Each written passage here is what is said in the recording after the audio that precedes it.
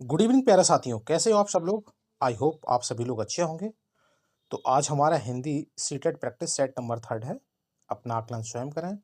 DK education learners पे आप सभी का हार्दिक स्वागत है। तो शुरू करते हैं। आज का पहला क्वेश्चन है, देखिए ये आपकी हिंदी प्रैक्टिस सीरीज चल रही है।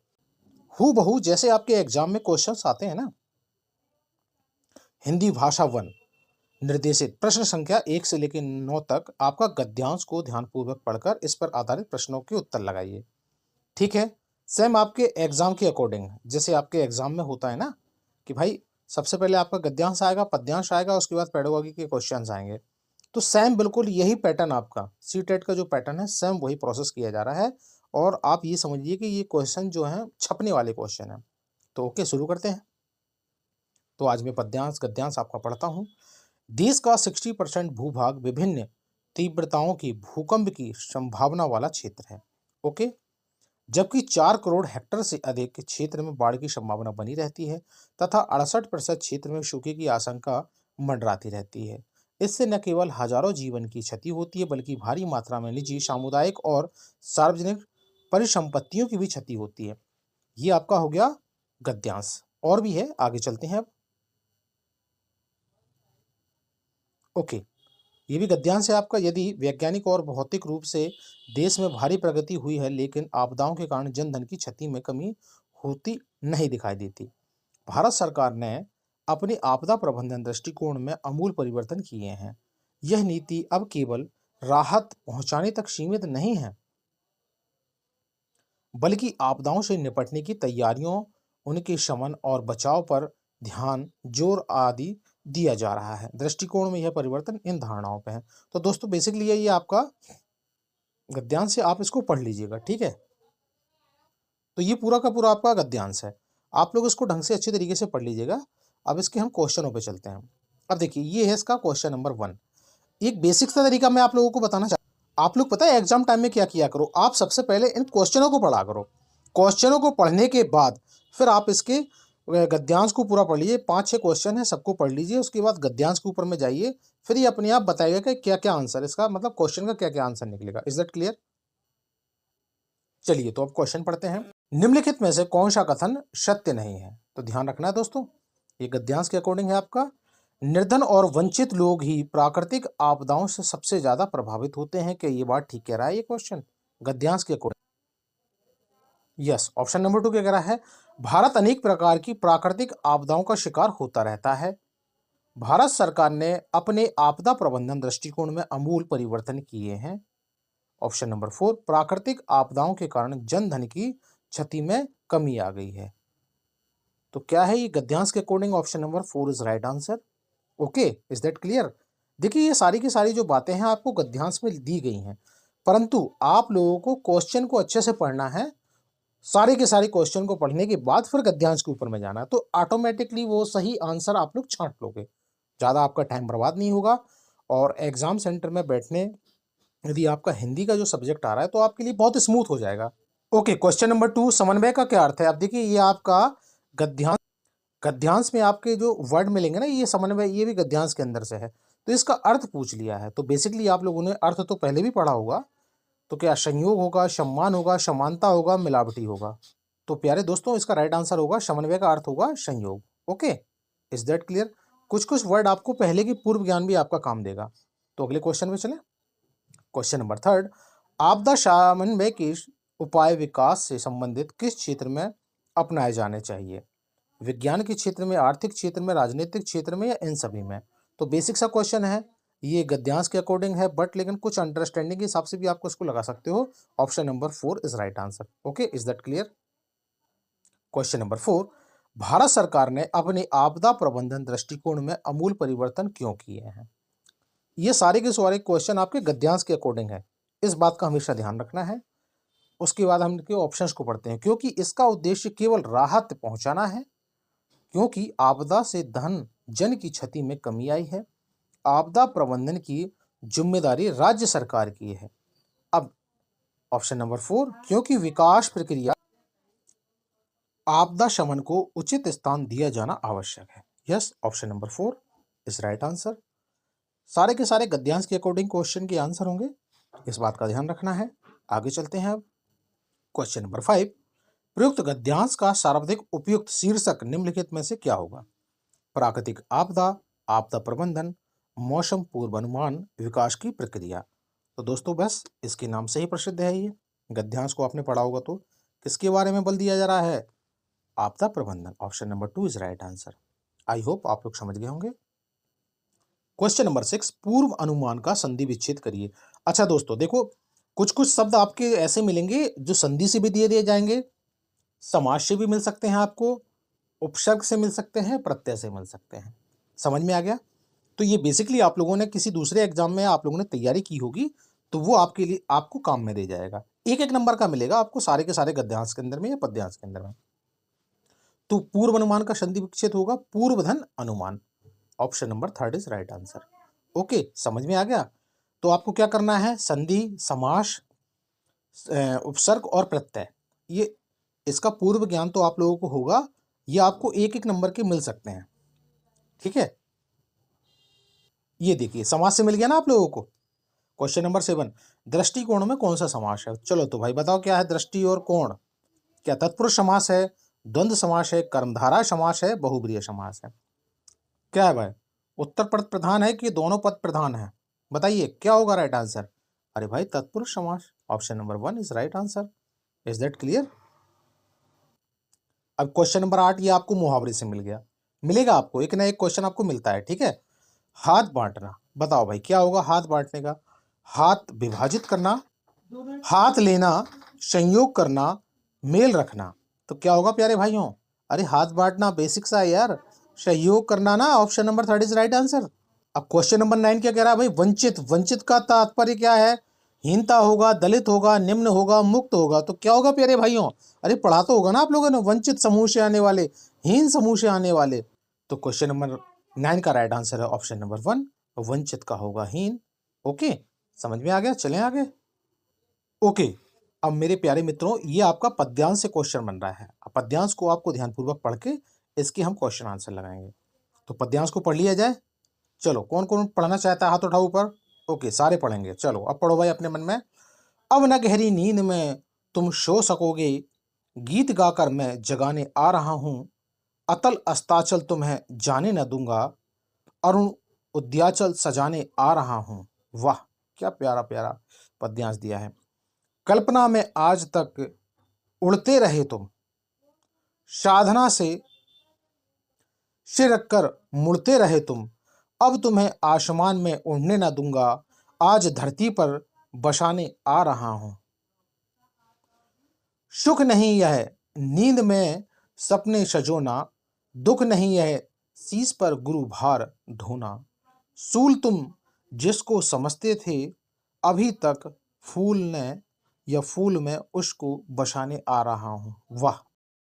तो अब इसके हम क्वेश्चन पढ़ेंगे। हो जाए तैयार? चलो सीट बेल्ट बांधो, तैयार हो जाओ। क्वेश्चन नंबर 10, गहरी नींद में सोने का अर्थ क्या है? बताइए। चिंता युक्त होना, परिश्रमी होना, मृत्यु को प्राप्त हो जाना, या बेखबर होना। Option number 4 is right answer according for पद्यांश। इसका राइट आंसर होगा। आगे चलें। क्वेश्चन नंबर 11, कभी लोगों को कहां नहीं जाने देगा? अरे पतन की राह पर, पाताल में, अतल गहराई में, जहां सूर्य अस्त होता है। तो भाई अकॉर्डिंग फॉर पद्यांश क्या होगा राइट आंसर? क्वेश्चन नंबर 11 का क्या कह रहा है? कभी लोगों को कहां नहीं जाने देगा? अरे भाई पतन की राह पे नहीं जाने देगा है। Option number 1 is right answer according for पद्यांश। राइट है। आगे चले। कभी किस तरह के व्यक्तियों को संबोधित कर रहा है?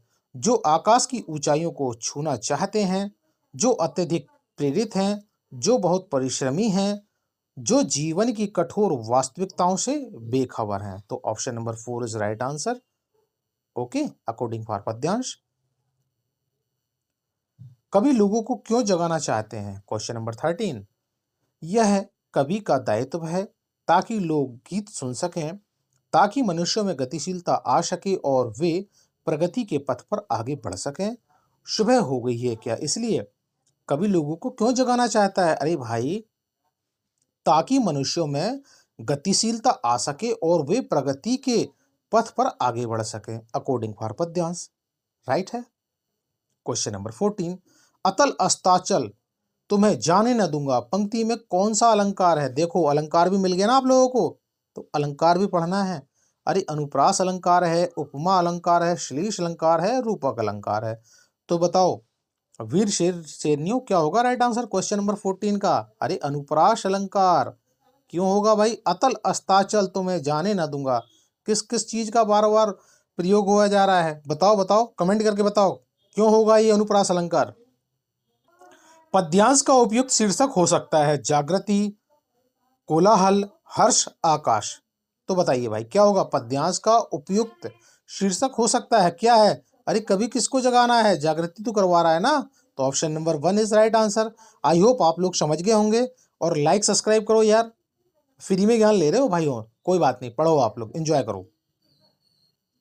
क्वेश्चन नंबर 16, निम्नलिखित में से कौन सा श्रवण कौशल, किसके बारे में कह रहा है? श्रवण कौशल शिक्षण का उद्देश्य है, सुनने वाले कौशल का उद्देश्य बता रहा है। श्रुति सामग्री के विषय के संपूर्ण एवं मर्म स्पर्शी विचारों, भावों एवं तथ्यों का चयन करने की क्षमता प्रदान करना, विद्यार्थियों में ध्वनियों शब्दों का शुद्ध उच्चारण तथा स्वर गति लय और प्रभाव के साथ पढ़ने की योग्यता विकसित करना, छात्रों को साहित्यिक गतिविधियों में भाग लेने व सुनने के लिए प्रेरित करना, या आलापदीश। तो क्या होगा दोस्तों? श्रवण कौशल शिक्षण का उद्देश्य सारी की सारी तो होंगे ये। Option number 4 is right answer. शाबाश, बहुत बढ़िया। हिंदी भाषा शिक्षण में शैक्षिक उपचार का प्रमुख उद्देश्य, किसके बारे में पूछ रहा है? शैक्षिक उपचार के बारे में ना।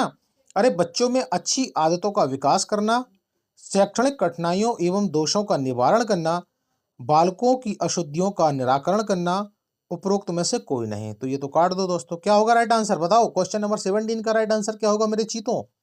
हिंदी भाषा शिक्षण में शैक्षिक उपचार का प्रमुख उद्देश्य, option number 2 is right answer. Okay, समझ में आ गया आप लोगों को? निम्नलिखित में से कौन सी एक गहन पठन की विशेषता मानी जा सकती है? किसके बारे में पूछ रहा है? गहन पठन के बारे में, ध्यान रखना है। अरे प्रभावपूर्ण पढ़ने के लिए रुचिकर बड़ी बड़ी पाठ्य सामग्रियों को शामिल किया जाना चाहिए। अरे सही ढंग से पढ़ने के लिए शिक्षक के मार्गदर्शन का अनुगमन करना चाहिए, शिक्षक महोदय की नकल करना चाहिए। अरे सूचना को पता लगाने के लिए पाठ्य सामग्री को तीव्र गति से पढ़ना चाहिए। क्या तीव्र गति से पढ़ने से सूचनाओं का पता लग जाएगा? अरे वो तो मंद गति से पढ़ने से भी लग जाएगा। पाठ्य सामग्री का सारांश प्राप्त करने के लिए तीव्र गति से पढ़ना, बिल्कुल भाई ये सारे के सारे ऑप्शन गलत हैं। Is that clear? अब पहला सही क्यों है? अरे प्रभावपूर्ण पढ़ने के लिए जब तक आपको इंटरेस्ट नहीं होगा, रुचि नहीं होगी, बड़ी बड़ी पाठ्य सामग्रियों को शामिल किया जाना चाहिए। अरे किसके साथ? इंटरेस्ट के साथ, रुचि के साथ। तो option number 1 is right answer, गहन पठन के लिए सबसे उपयुक्त माना जाएगा। Option number 1 is right answer. I hope आप लोग समझ गए होंगे। क्वेश्चन नंबर 19, निम्नलिखित में से कौन सा मौखिक अभिव्यक्ति नहीं है? भाई मौखिक अभिव्यक्ति नहीं है उसके बारे में पूछ रहा है, ध्यान रखना। रोजमर्रा के कार्यकलापों में मौखिक भाषा प्रयुक्त होती है, ये तो बात ठीक कह रहा है। भाषा की शिक्षा मौखिक भाषा से प्रभावी होती है, ये बात भी ठीक है। मौखिक भाषा के द्वारा नई नई जानकारियां मिलती हैं, भले ही ये विचारों के आदान प्रदान में सहायक हो ना हो। बस यहीं पे मामला गड़बड़ कर गया ये, है ना? तो इसीलिए option number 3 is right answer हो गया। चौथा भी पढ़ लो भाई। अशिक्षित व्यक्ति बोलचाल के द्वारा ही ज्ञान अर्जित करता है, ये तो बिल्कुल पॉजिटिव है भाई। पर आपसे क्या पूछा है? मौखिक अभिव्यक्ति का महत्व नहीं है। Option number 3 is right answer. Question number 20, सतत और व्यापक मूल्यांकन किसके बारे में कह रहा है भाइयों? अरे बच्चों किसके बारे में कह रहा है? सतत और व्यापक मूल्यांकन मुख्य रूप से किस पे बल दे रहा है? अरे बच्चों के सुधार के लिए लगातार परीक्षण करने के लिए, बच्चों के व्यवहार का सतत अवलोकन करने के लिए, मस्तिष्क, हृदय और हाथ की शिक्षा पर, कमजोर अयोग्य विद्यार्थियों को उच्च स्तर अगली कक्षा पर प्रमोशन करने पर। तो बताओ भाई, अरे सतत और व्यापक मूल्यांकन किसके बारे में कह रहा है? का मुख्य रूप से किस बात पे बल देता है या किसको प्रोत्साहित करता है? अरे बच्चों के बच्चों के व्यवहार का सतत अवलोकन करना। Okay, option number 2 is right answer. पढ़ा तो होगा आप लोगों ने भाई, ये अवलोकन क्लास चल रही है, अपना अपना स्वयं अवलोकन करो, आकलन करो और राइट आंसर लगाओ। यदि किसी को डाउट होता है तो बताओ, मैं एक एक शब्द को अलग से फोड़ करके मैं अलग बता दूंगा। चलिए, भाषा कौशल के संदर्भ में कौन सा कथन उचित है? भाई क्या कह रहा है क्वेश्चन नंबर 21, भाषा कौशल के संदर्भ में कौन सा कथन ठीक है। अब नीचे कथन पढ़ लेते हैं, फिर राइट आंसर लगाएंगे। भाषा कौशल के विषय में अभ्यास की अपेक्षा भाषिक नियमों पर ज्ञान जरूरी है। विद्यालय में केवल पढ़ना लिखना और कौशलों पर ही बल दिया जाता है, गलत हो जाएगा मित्रों। अरे बच्चे केवल केवल नाम का राक्षस दैत्य सुनना बोलना पढ़ना लिखना कौशल क्रम में से सीखते हैं कि ये बात तो ठीक है, बात तो ठीक है, लेकिन बच्चे केवल, ये गलत हो जाएगा। अरे भाषा के चारों कौशल परस्पर अंतः संबंधित होते हैं। LSRW पढ़ा है कि नहीं पढ़ा? Option number 4 is right answer. I hope आप लोग समझ गए होंगे क्या होता है इसका फ्लो, LSRW। ओके, समझ गए? चलिए अगले क्वेश्चन पे। क्लास पसंद आ रही हो तो लाइक सब्सक्राइब जरूर करो, अपनी गुरु दक्षिणा साथ साथ देते चलो सारे के सारे। क्वेश्चन नंबर 22, एक बहुसांस्कृतिक कक्षा में आप एक भाषा शिक्षक के रूप में किस बात को अधिक महत्व दोगे? बताओ भाई, सारे के सारे मास्टर नहीं हो, बताओ क्या होगा, किस पे बल दोगे आप? अरे बच्चों को भाषा प्रयोग के लिए अधिक से अधिक अवसर दोगे। भाई बात तो ठीक लग रही है। पाठ्य पुस्तक के प्रत्येक पाठ को भली भांति समझाना, क्या ये बात ठीक होगी? ये बात तो ठीक है। बच्चों को व्याकरण सिखाना, क्या ये बात ठीक है? ये बात भी ठीक लग सकती है। स्वयं शुद्ध भाषा का प्रयोग करके, ये बात भी ठीक है। तो आपसे राइट आंसर पूछा है, क्या सही आंसर होगा? अरे क्या होगा? बच्चों को भाषा प्रयोग के अधिक से अधिक अवसर, यहां छुपा है आपका आंसर, अवसर देना। Okay, option number 1 is right answer. चलें आगे। क्वेश्चन नंबर 23, हिंदी की कक्षा में प्रायः हिंदी तरफ भाषी बच्चे हिंदी सीखने में अनेक कठिनाइयों का सामना करते हैं। ये बात तो ठीक है भाई, जब से इंग्लिश मीडियम के विद्यालय शुरू हुए हैं तब से बच्चों को दिक्कत होने लगती है। 50 को क्या बोलते हैं पापा मम्मी बता दो। 89 को इंग्लिश में क्या है, 89 को हिंदी में क्या बोलते हैं पापा मम्मी बता दो। ये होती है बेसिक को ये प्रॉब्लम है। चलिए अब हम इनके ऑप्शंस को देखते हैं। प्रायः हिंदी और उसकी मातृभाषा की संरचना में अंतर होता है। ओके, वे मन लगाकर हिंदी नहीं सीखते, ये बात तो नहीं है भाई, सीखते तो हैं। हिंदी सीखने के प्रति उनमें अरुचि होती है, ये बात भी नहीं है। हिंदी बहुत कठिन भाषा है, ये बात भी बिल्कुल नहीं है दोस्तों। तो क्या है, हिंदी तरफ भाषी बच्चे हिंदी सीखने में अनेक कठिनाइयों का सामना करते हैं। क्यों करते हैं? क्योंकि हिंदी और उनकी मातृभाषा की संरचना में अंतर हो जाता है। Option number 1 is right answer. Question number 24, राष्ट्रीय शिक्षा नीति 2020 भाषा शिक्षा और भाषा अधिगम को किस रूप में वर्णित करती है? सभी के लिए भाषा, बहुभाषावाद और भाषा की सत्ता, त्रिभाषा सूत्र, बहुभाषा अधिगम और भाषा की सत्ता। तो क्या होगा प्यारे भाइयों? राइट आंसर होगा शिक्षकों ऑप्शन नंबर 2, बहुभाषावाद और भाषा की सत्ता। Option number 2 is right answer. समझ गए होंगे आप लोग। क्वेश्चन नंबर 25, नीचे आकलन की एक गतिविधि दी गई है। ठीक है भाई, दी गई पाठ्य सामग्री को आधार बनाकर 100 शब्दों से कम में उत्तर दें। ओके, आपको कहानी का कौन सा भाग सबसे प्रिय लगा या अच्छा लगा? यदि आप मुख्य पात्र होते तो क्या इसी प्रकार से प्रतिक्रिया देते? इस गतिविधि द्वारा कौन से भाषाई कौशल की जांच हो रही है? बताओ भाइयों, ये नया तरीका सीटेट अपना रही है, ध्यान रखना है।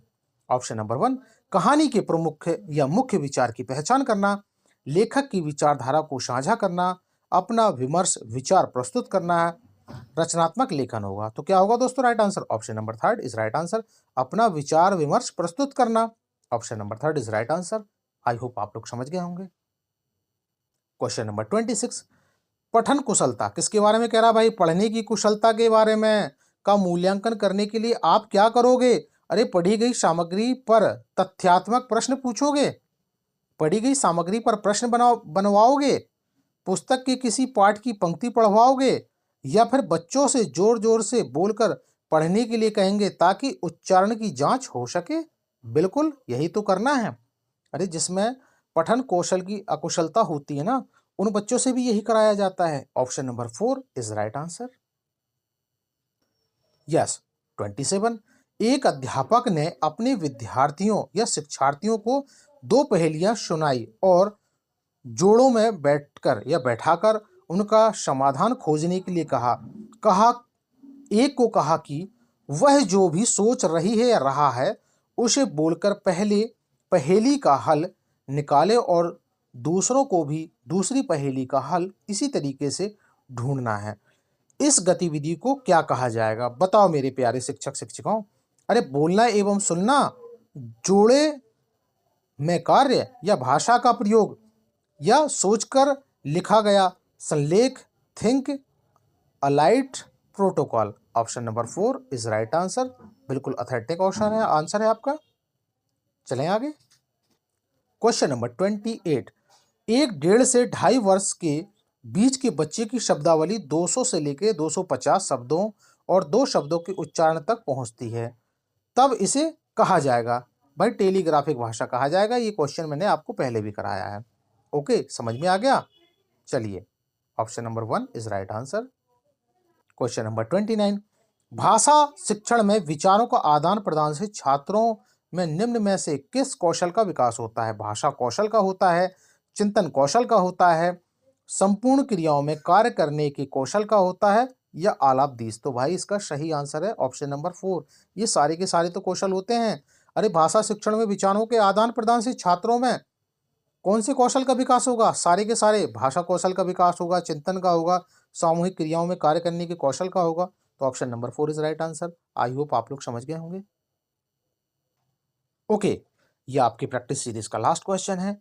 निम्नलिखित में से कौन सा विद्यार्थियों में निष्कर्ष निकालने, किसके बारे में कह रहा है? निष्कर्ष निकालने के कौशल का विकास करने के लिए सही शिक्षण शास्त्रीय क्रम क्या है? अरे अनुमान लगा करके, पठन और बारीकी से देखना, पाठ्य सामग्री में से मुख्य बिंदुओं की पहचान करना, नीचे कूट दिया गया है। तो बताओ प्यारे साथियों क्या होगा right answer? Option number 3 is right answer. अरे भाई पठन और बारीकी से देखना, पढ़ना और बारीकी से देखना, और क्या है भाई? पाठ्य सामग्री में से मुख्य बिंदुओं की पहचान करना, और फिर क्या है? अनुमान लगाना। Option number 3 is right answer. I hope you ये प्रैक्टिस सीरीज आपकी चल रही है। आज का प्रैक्टिस सेशन नंबर 3 था। आप लोगों को ये क्लास काफ़ी पसंद आ रही होगी।